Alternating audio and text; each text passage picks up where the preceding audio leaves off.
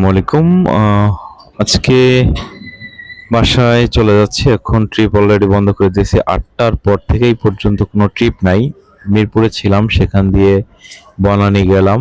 বনানী থেকে আবার মিরপুরে খালি চলে আসলাম। কোনো ট্রিপ পাই নাই অনেকক্ষণ ওয়েট করে।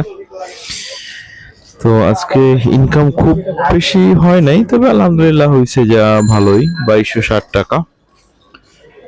লিডার বোর্ডে টপে আছে রতন সাহেব 2956 টাকা, আর সর্বনিম্ন যার ইনকাম মোহাম্মদ হাসিবুর রহমান 2334 টাকা।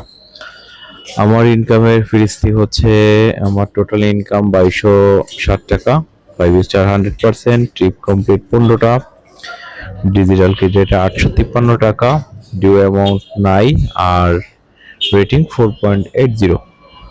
তো যাই হোক, সমস্যা নেই, আলহামদুলিল্লাহ। আমার আজকের ইনকাম নিয়ে খুশি। তবে সকালের দিকে দুপুর 1টার আগে খুব বেশি ট্রিপ হয় নাই। ট্রিপ অনেকটা ডিলে করে কয়েকটা ট্রিপ পেয়েছিলাম, আর সন্ধ্যার পর থেকে মাত্র একটা ট্রিপ দিয়েছি। তাছাড়া বাকি দেওয়া হয়েছে বেশিরভাগ দুপুরের পরে। কেন যেন হঠাৎ করে মনে হচ্ছে যে ট্রিপের পরিমাণ কমে গেছে। আমার না, শুধু সবারই।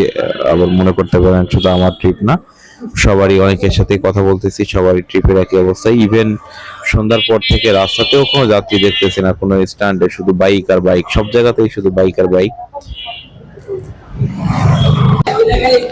তো যাই হোক, আলহামদুলিল্লাহ, দেখা হবে আগামীকালকে। আজকের মতো আল্লাহ হাফেজ। সবাই সুস্থ থাকেন, আর বাইক রাইড করবেন সাবধানে, নিয়ম মেনে তারপরে চলাচল করবেন, ট্রাফিক নিয়ম। ধন্যবাদ। আসসালামু আলাইকুম।